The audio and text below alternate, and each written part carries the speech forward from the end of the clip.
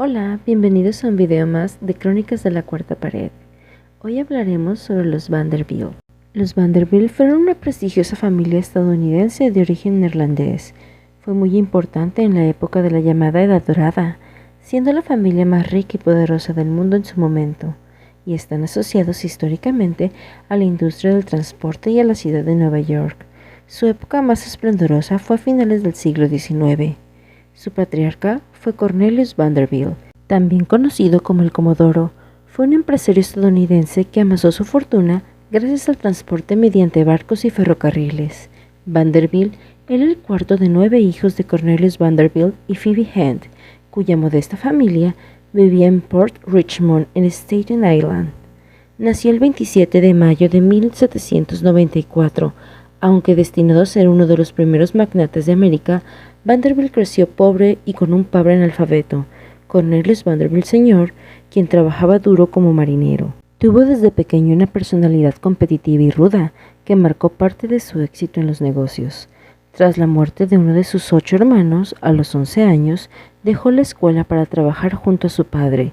Sus primeros días en un barco crearon sus intereses en el mar, el cual persiguió mediante el estudio de todos los aspectos del negocio del transporte náutico. Cuando tan solo tenía 16 años, Vanderbilt ya había obtenido $100 a través de un préstamo, aunque otras fuentes dicen que lo ahorró de su salario y usó el dinero para comprar su propio barco de vela, uno pequeño. Comenzó una empresa de transbordadores de pasajeros en el puerto de New York. Con dicho barco, y a continuación, la compañía evolucionó poco a poco al transporte de mercancías secas entre Staten Island y Manhattan, cuando su flota fue aumentando. Fue conocido como un marinero experto que socavaría rutinariamente a su competencia. Vanderbilt hizo que su negocio creciera estrepitosamente.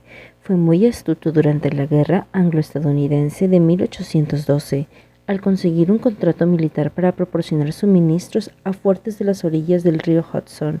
El auge de los viajes en barco de vapor de pronto se convirtió en una amenaza para el joven empresario, cuyos barcos de vela no podrían proporcionar el mismo nivel de fiabilidad a las tarifas baratas que los clientes comenzaron a exigir, pero no estaba dispuesto a ver el declive de su negocio tan fácilmente, así que vendió todos sus barcos de vela en 1817 y consiguió un trabajo de operario en el barco de vapor del empresario Thomas Gibbons, donde transportó pasajeros desde Nueva Jersey hasta Manhattan y aprendió todo lo necesario para que a mediados de la década de los 30 del siglo XIX él empezara su propio negocio de barcos de vapor. Una vez más, los clientes que lo conocían de antes acudieron a su servicio.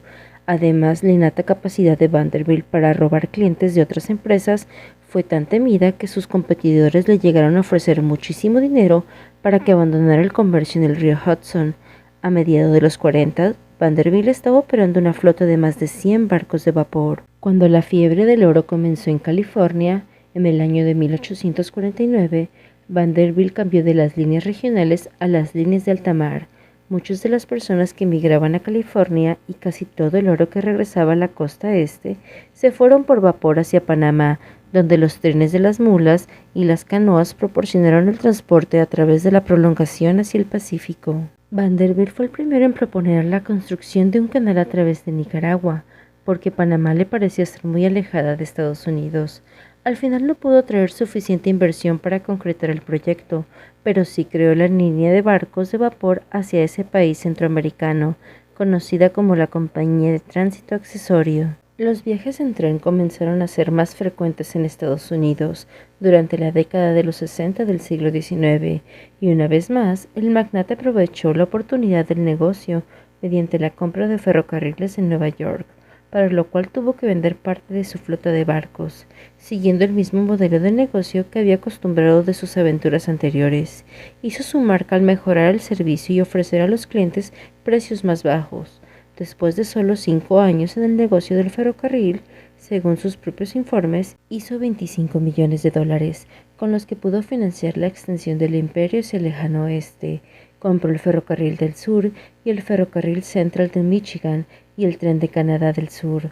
Alentado por su hijo y eventualmente heredero, William Henry Vanderbilt, la familia se estableció en Chicago. En 1869 ordenó la construcción de la gran estación central en la calle 42 de Park Avenue en Manhattan, la cual fue terminada en 1871 y sirvió como terminal para las líneas de trenes que confluían en Nueva York. Aún hoy está en pie y se usa como estación terminal de las líneas Hudson, Harlem, New Haven y los ramales de New Canaan y Danbury del metro de la ciudad de Nueva York. En 1868, Vanderbilt cayó en una disputa con Daniel Drew, quien se había convertido en tesorero del ferrocarril de Erie. Para vengarse, trató de arrinconar a Erie en Wall Street, dando lugar a la llamada Guerra de Erie, la cual perdió por una maniobra de los pequeños empresarios Jay Gould y James Fisk Jr., quienes se unieron a Drew y pusieron en marcha una operación de dilución de capitales, con la que engañaron a Vanderbilt para que pagara un precio hiperinflado por el puesto de accionista mayoritario en Ferrocarril de Erie. Para superar este fracaso, el empresario, que ya poseía la mayoría de las vías ferroviarias en todo Estados Unidos, se embarcó en un negocio de transporte de petróleo y queroseno, en sociedad con el joven John Davison Rockefeller. El negocio le sirvió mucho a Rockefeller, puesto que le hizo más sencilla la conquista del monopolio del petróleo en Estados Unidos. No obstante, la sociedad se rompió por la ambición de este último de extenderse también al ámbito de la distribución, construyendo oleoductos. Cornelius Vanderbilt se casó con su prima y vecina Sophia Johnson, que le dio 13 hijos. De ellos, solo 12 llegaron adultos y vivieron repartidos entre las 5 mansiones que Cornelius levantó en la mítica Quinta Avenida cuando era casi un páramo. Por aquel entonces, la clase alta de Manhattan lo despreciaba, no solo por su incultura, también por sus toscos modales, que jamás abandonó y que defendía con un lema: si me hubiera educado en la escuela, no habría tenido tiempo para aprender nada más. Era en los negocios implacable, un elefante aplastando hormigas, como lo definió un biógrafo. Hizo más enemigos que amigos. La sociedad neoyorquina lo tenía como un mezquino, hasta con su propia familia, y miserable en el más amplio sentido de la palabra. Pero en cuestión de negocios, todos se rendían a sus pies, y era el invitado de honor a sus babilónicas fiestas. El magnate murió dejando la mayor parte de su patrimonio a William, modestas sumas de dinero a cada uno de sus 9 hijos y una marca indeleble en la industria americana del transporte. William se aplicó a seguir el consejo que le dio su padre: cualquier imbécil puede hacer una fortuna, pero hace falta un hombre con cabeza para mantenerla, y a eso se dedicó William durante toda su vida, a intentar mantener la fortuna de la familia y hasta aumentarla. Con éxito, en tan solo 8 años, William Vanderbilt convirtió los 95 millones que heredó de su padre en más de 200 en el momento de su muerte, en 1885. Pero a diferencia de su padre, William sí que dividió la fortuna entre sus 8 hijos y su esposa. Es en este punto que los descendientes de William iniciaron el declive de la saga familiar, con herencias cada vez más repartidas.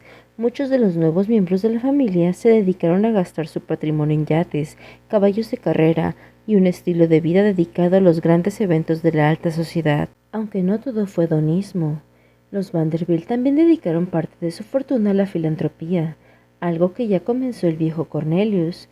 Así crearon y financiaron la Universidad Vanderbilt en Nashville, Tennessee, o construyeron viviendas de alquileres baratos para los más desfavorecidos en Nueva York, entre muchas otras iniciativas sociales.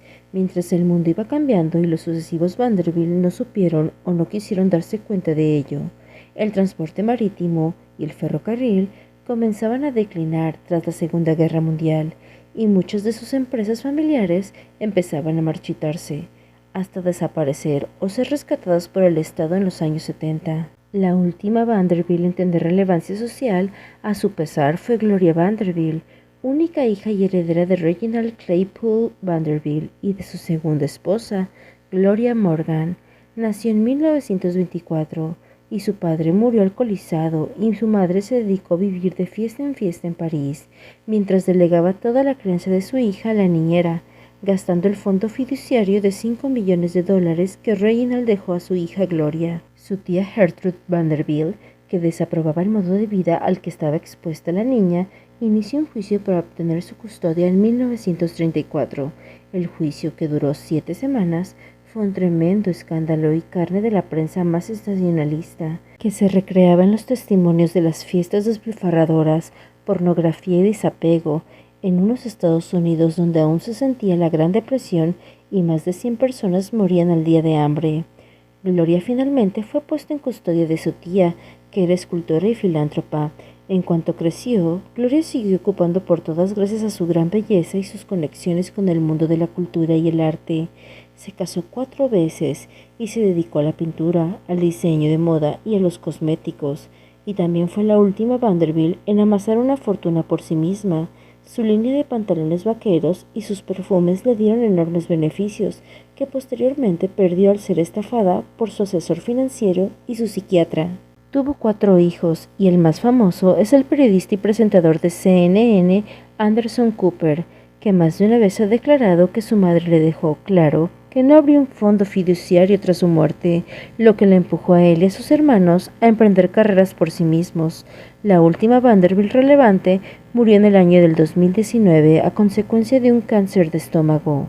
Aunque Cornelius Vanderbilt comenzó su fortuna a base de mucho esfuerzo y trabajo, no enseñó a sus hijos a cómo trabajar y cómo mantener ese dinero, ya que fue esta clase de enseñanza la que les hizo falta para que ellos supieran cómo podían seguir manteniendo su fortuna. Se termina el video de hoy, espero que les haya gustado. Si fue así, dejen like y suscríbanse. Nos vemos.